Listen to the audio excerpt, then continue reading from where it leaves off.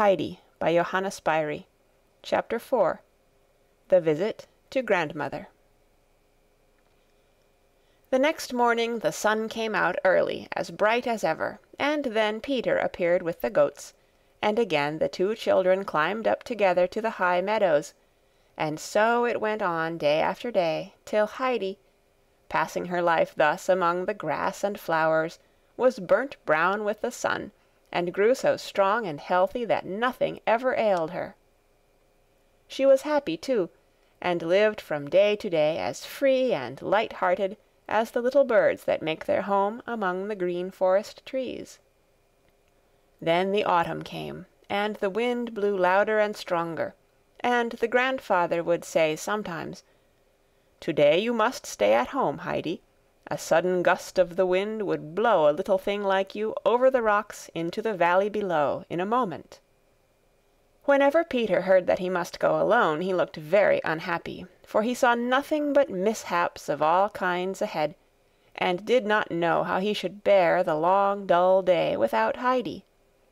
Then, too, there was the good meal he would miss, and besides that the goats on these days were so naughty and obstinate that he had twice the usual trouble with them, for they had grown so accustomed to Heidi's presence that they would run in every direction, and refuse to go on unless she was with them. Heidi was never unhappy, for wherever she was, she found something to interest or amuse her. She liked best, it is true, to go out with Peter up to the flowers and the great bird, where there was so much to be seen, and so many experiences to go through among the goats with their different characters, but she also found her grandfather's hammering and sawing and carpentering very entertaining, and if it should chance to be the day when the large round goat's milk cheese was made, she enjoyed beyond measure looking on at this wonderful performance, and watching her grandfather, as with sleeves rolled back he stirred the great cauldron with his bare arms. The thing which attracted her most, however, was the waving and roaring of the 3 old fir trees on these windy days. She would run away repeatedly from whatever she might be doing to listen to them, for nothing seemed so strange and wonderful to her as the deep, mysterious sound in the tops of the trees. She would stand underneath them and look up, unable to tear herself away, looking and listening while they bowed and swayed and roared as the mighty wind rushed through them. There was no longer now the warm, bright sun that had shone all through the summer, so Heidi went to the cupboard and got out her shoes and stockings and dress, for it was growing colder every day, and when Heidi stood under the fir trees the wind blew through her as if she was a thin little leaf, but still she felt she could not stay indoors when she heard the branches waving outside. Then it grew very cold, and Peter would come up early in the morning, blowing on his fingers to keep them warm. But he soon left off coming, for one night there was a heavy fall of snow, and the next morning the whole mountain was covered with it, and not a single little green leaf was to be seen anywhere upon it. There was no Peter that day, and Heidi stood at the little window looking out in wonderment, for the snow was beginning again, and the thick flakes kept falling till the snow was up to the window, and still they continued to fall, and the snow grew higher, so that at last the window could not be opened, and she and her grandfather were shut up fast within the hut. Heidi thought this was great fun, and ran from one window to the other to see what would happen next, and whether the snow was going to cover up the whole hut, so that they would have to light a lamp although it was broad daylight. But things did not get as bad as that, and the next day, the snow having ceased, the grandfather went out and shoveled away the snow round the house, and threw it into such great heaps that they looked like mountains standing at intervals on either side of the hut. And now the windows and door could be opened, and it was well it was so, for as Heidi and her grandfather were sitting one afternoon on their 3-legged stools before the fire, there came a great thump at the door, followed by several others, and then the door opened. It was Peter, who had made all that noise knocking the snow off his shoes. He was still white all over with it, for he had had to fight his way through deep snowdrifts, and large lumps of snow that had frozen upon him still clung to his clothes. He had been determined, however, not to be beaten, and to climb up to the hut, for it was a week now since he had seen Heidi. "Good evening," he said as he came in. Then he went and placed himself as near the fire as he could, without saying another word, but his whole face was beaming with pleasure at finding himself there. Heidi looked on in astonishment, for Peter was beginning to thaw all over with the warmth, so that he had the appearance of a trickling waterfall. "Well, General, and how goes it with you?" said the grandfather. "Now that you have lost your army, you will have to turn to your pen and pencil." "Why must he turn to his pen and pencil?" asked Heidi immediately, full of curiosity. "During the winter he must go to school," explained her grandfather, "and learn how to read and write. It's a bit hard, although useful sometimes afterwards. Am I not right, General?" "Yes, indeed," assented Peter. Heidi's interest was now thoroughly awakened, and she had so many questions to put to Peter about all that was to be done and seen and heard at school, and the conversation took so long that Peter had time to get thoroughly dry. Peter had always great difficulty in putting his thoughts into words, and he found his share of the talk doubly difficult today, for by the time he had an answer ready to one of Heidi's questions, she had already put 2 or 3 more to him, and generally such as required a whole long sentence in reply. The grandfather sat without speaking during this conversation, only now and then a twitch of amusement at the corners of his mouth showed that he was listening. "Well now, General, you have been under fire for some time, and must want some refreshment. Come and join us," he said at last, and as he spoke he rose and went to fetch the supper out of the cupboard, and Heidi pushed the stools to the table. There was also now a bench fastened against the wall, for as he was no longer alone, the grandfather had put up seats of various kinds here and there, long enough to hold 2 persons, for Heidi had a way of always keeping close to her grandfather, whether he was walking, sitting, or standing. So there was a comfortable place for them all 3, and Peter opened his round eyes very wide when he saw what a large piece of meat Uncle gave him, on his thick slice of bread. It was a long time since Peter had had anything so nice to eat. As soon as the pleasant meal was over, Peter began to get ready for returning home, for it was already growing dark. He had said his good night and his thanks, and was just going out when he turned again and said, "I shall come again next Sunday, this day week, and grandmother sent word that she would like you to come and see her one day." It was quite a new idea to Heidi that she should go and pay anybody a visit, and she could not get it out of her head, so the first thing she said to her grandfather the next day was, "I must go down and see the grandmother today. She will be expecting me."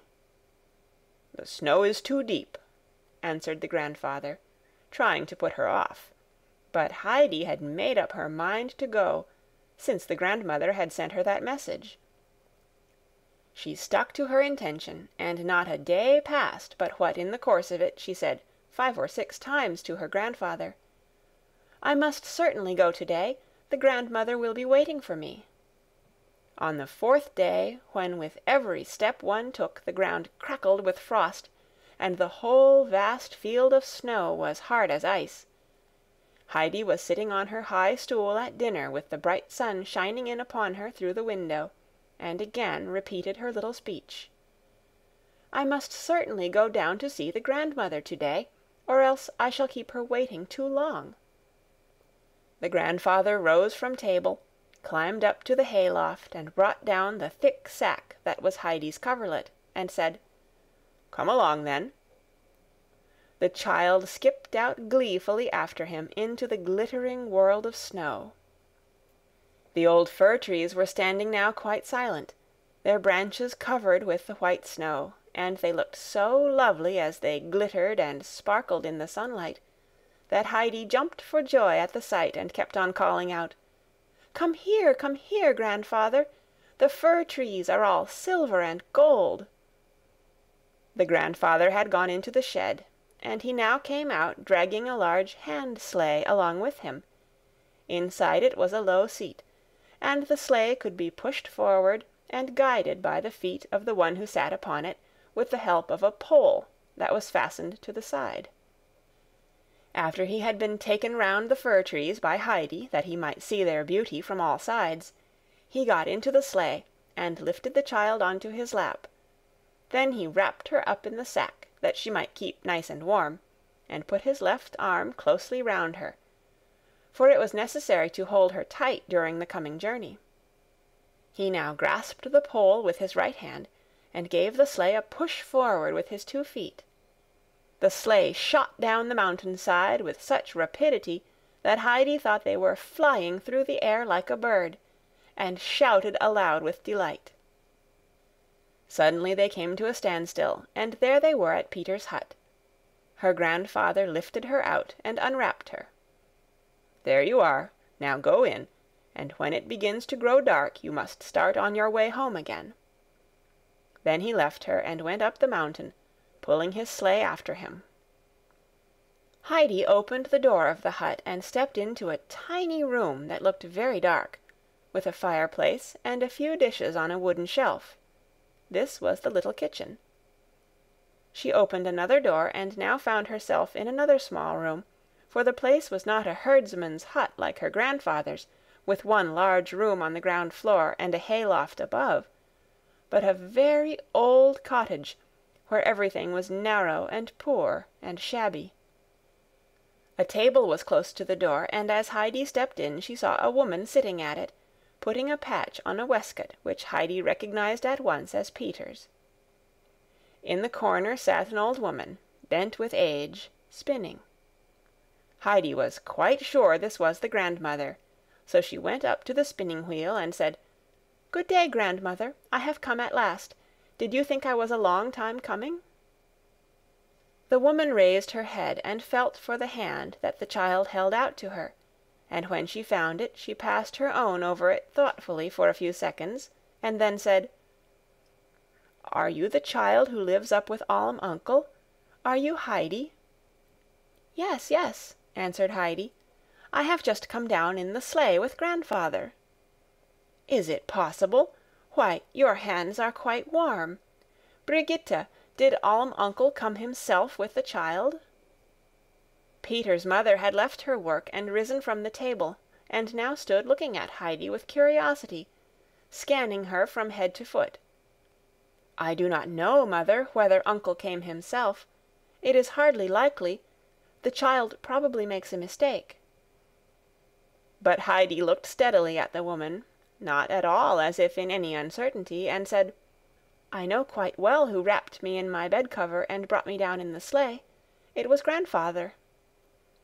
There was some truth then, perhaps, in what Peter used to tell us of Alm uncle during the summer, when we thought he must be wrong, said grandmother. But who would ever have believed that such a thing was possible? I did not think the child would live 3 weeks up there. What is she like, Brigitte?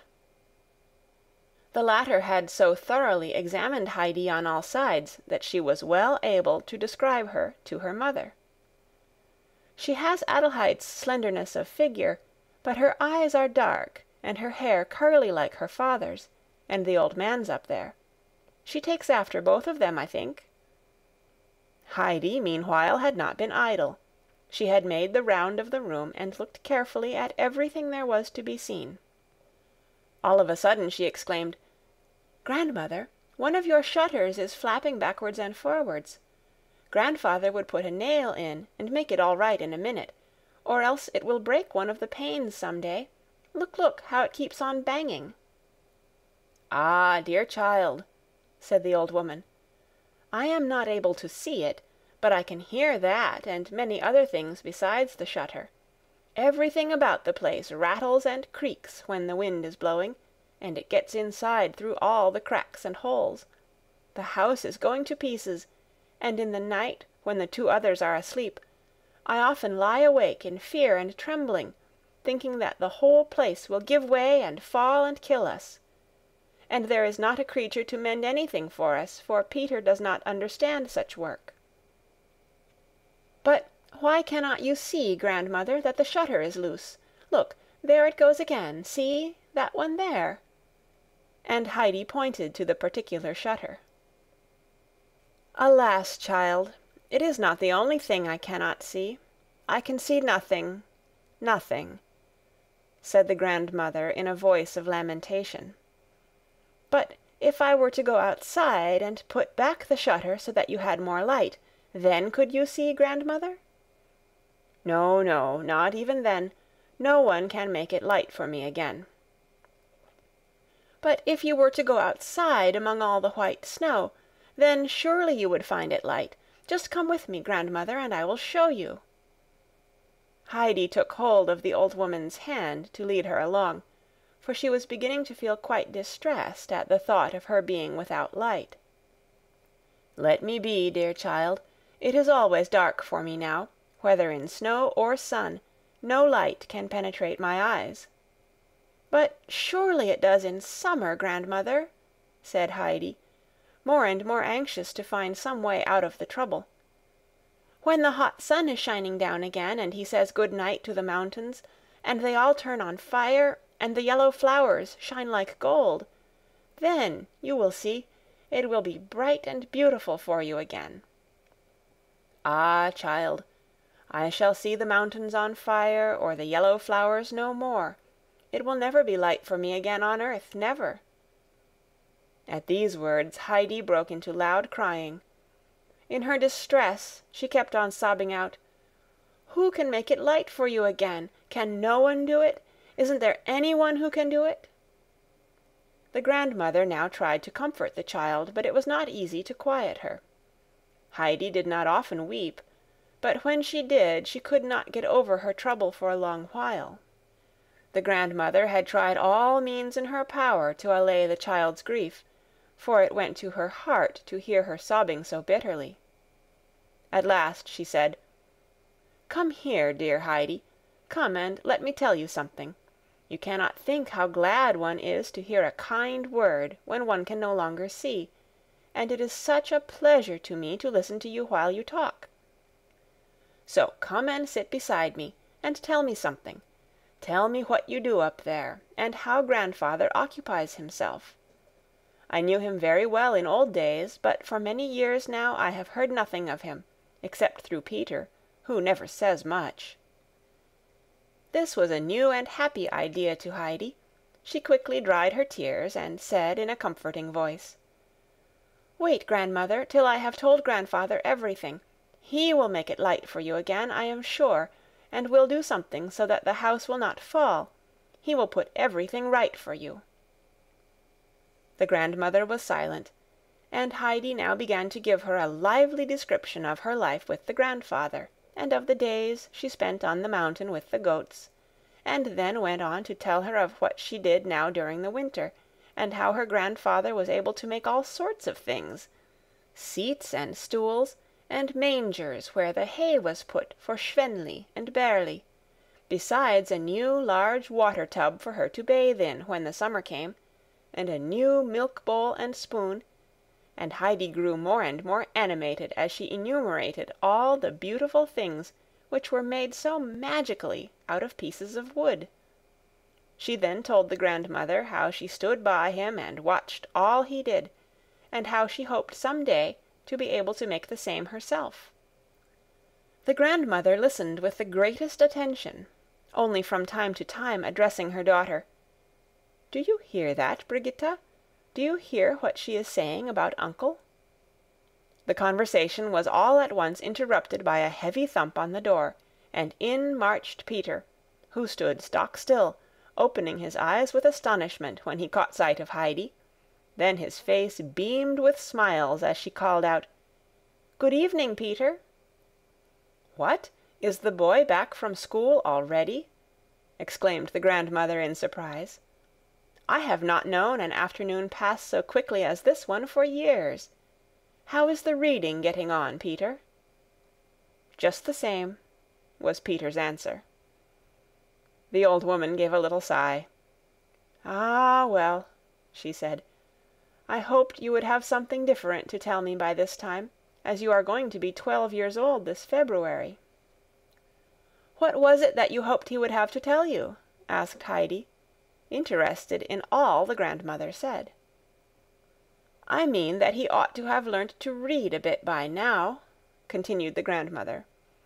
"Up there on the shelf is an old prayer book, with beautiful songs in it which I have not heard for a long time and cannot now remember to repeat to myself, and I hoped that Peter would soon learn enough to be able to read one of them to me sometimes, but he finds it too difficult." "I must get a light, it is getting too dark to see," said Peter's mother, who was still busy mending his waistcoat. "I feel too as if the afternoon had gone I hardly know how." Heidi now jumped up from her low chair and, holding out her hand hastily to the grandmother, said, "Good night, grandmother. If it is getting dark, I must go home at once." And, bidding good-bye to Peter and his mother, she went towards the door. But the grandmother called out in an anxious voice, "Wait, wait, Heidi. You must not go alone like that. Peter must go with you, and take care of the child, Peter, that she does not fall. And don't let her stand still for fear she should get frozen, do you hear? Has she got anything warm to put around her throat?" "I have not anything to put on," called back Heidi, "but I am sure I shall not be cold." And with that she ran outside, and went off at such a pace that Peter had difficulty in overtaking her. The grandmother, still in distress, called out to her daughter, "Run after her, Brigitta. The child will be frozen to death on such a night as this. Take my shawl. Run quickly." Brigitta ran out, but the children had taken but a few steps before they saw the grandfather coming down to meet them, and in another minute his long strides had brought him to their side. "That's right, Heidi, you have kept your word," said the grandfather, and then wrapping the sack firmly round her, he lifted her in his arms and strode off with her up the mountain. Brigitta was just in time to see him do all this, and on her return to the hut with Peter expressed her astonishment to the grandmother. The latter was equally surprised, and kept on saying, "God be thanked that he is good to the child. God be thanked. Will he let her come to me again, I wonder? The child has done me so much good. What a loving little heart it is, and how merrily she tells her tale." And she continued to dwell with delight on the thought of the child until she went to bed, still saying now and again, "If only she will come again, now I have really something left in the world to take pleasure in." And Brigitta agreed with all her mother said, and Peter nodded his head in approval each time his grandmother spoke, saying, with a broad smile of satisfaction, "I told you so." Meanwhile Heidi was chattering away to her grandfather from inside her sack. Her voice, however, could not reach him through the many thick folds of her wrap, and as therefore it was impossible to understand a word she was saying, he called to her, "Wait till we get home, and then you can tell me all about it." They had no sooner got inside the hut than Heidi, having been released from her covering, at once began what she had to say. "Grandfather, tomorrow we must take the hammer and the long nails and fasten grandmother's shutter, and drive in a lot more nails in other places, for her house shakes and rattles all over." "We must we? Who told you that?" asked her grandfather. "Nobody told me, but I know it for all that," replied Heidi. "For everything is giving way, and when the grandmother cannot sleep, she lies trembling for fear at the noise, for she thinks that every minute the house will fall down on their heads, and everything now is dark for grandmother, and she does not think anyone can make it light for her again. But you will be able to, I am sure, grandfather. Think how dreadful it is for her to be always in the dark, and then to be frightened at what may happen. And nobody can help her but you. Tomorrow we must go and help her. We will, won't we, grandfather?" The child was clinging to the old man and looking up at him in trustful confidence. The grandfather looked down at Heidi for a while without speaking, and then said, "Yes, Heidi, we will do something to stop the rattling. At least we can do that. We will go down about it tomorrow." The child went skipping round the room for joy, crying out, "We shall go tomorrow! We shall go tomorrow!" The grandfather kept his promise. On the following afternoon he brought the sleigh out again, and as on the previous day, he set Heidi down at the door of the grandmother's hut, and said, "Go in now, and when it grows dark, come out again." Then he put the sack in the sleigh, and went round the house. Heidi had hardly opened the door and sprung into the room when the grandmother called out from her corner, "It's the child again! Here she comes!" And in her delight she let the thread drop from her fingers, and the wheel stood still as she stretched out both her hands in welcome. Heidi ran to her, and then quickly drew the little stool close up to the old woman, and, seating herself upon it, began to tell and ask her all kinds of things. All at once came the sound of heavy blows against the walls of the hut, and the grandmother gave such a start of alarm that she nearly upset the spinning wheel, and cried in a trembling voice, "Ah, my God, now it is coming! The house is going to fall upon us!" But Heidi caught her by the arm and said soothingly, "No, no, grandmother, do not be frightened. It is only grandfather with his hammer. He is mending up everything, so that you shan't have such fear and trouble." "Is it possible? Is it really possible? So the dear God has not forgotten us!" exclaimed the grandmother. "Do you hear, Brigitte, what that noise is? Do you hear what the child says? Now, as I listen, I can tell it is a hammer. Go outside, Brigitte, and if it is Alm uncle, tell him he must come inside a moment, that I may thank him." Brigitte went outside and found Alm uncle in the act of fastening some heavy pieces of new wood along the wall. She stepped up to him and said, "Good evening, uncle. Mother and I have to thank you for doing us such a kind service, and she would like to tell you herself how grateful she is. I do not know who else would have done it for us. We shall not forget your kindness, for I am sure—" "That will do," said the old man, interrupting her. "I know what you think of Alm uncle without your telling me. Go indoors again. I can find out for myself where the mending is wanted."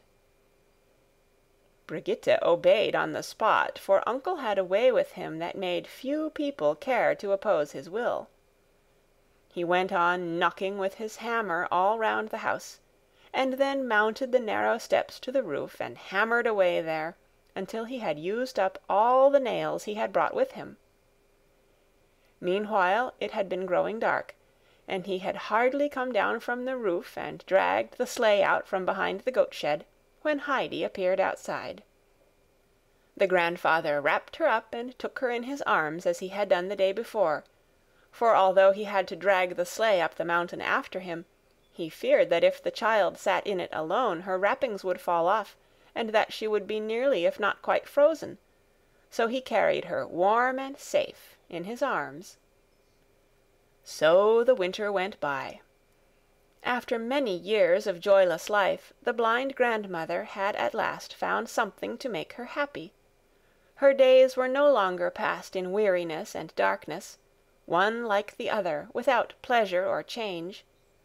For now she had always something to which she could look forward. She listened for the little tripping footstep as soon as day had come, and when she heard the door open and knew the child was really there, she would call out, "God be thanked, she has come again."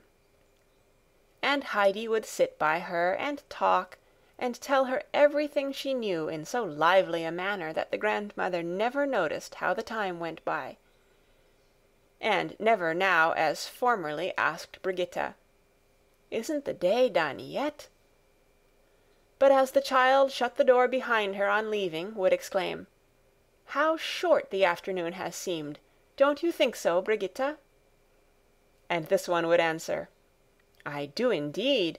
It seems as if I had only just cleared away the midday meal." And the grandmother would continue, "Pray God the child is not taken from me, and that Alm uncle continues to let her come. Does she look well and strong, Brigitte?" And the latter would answer, She looks as bright and rosy as an apple."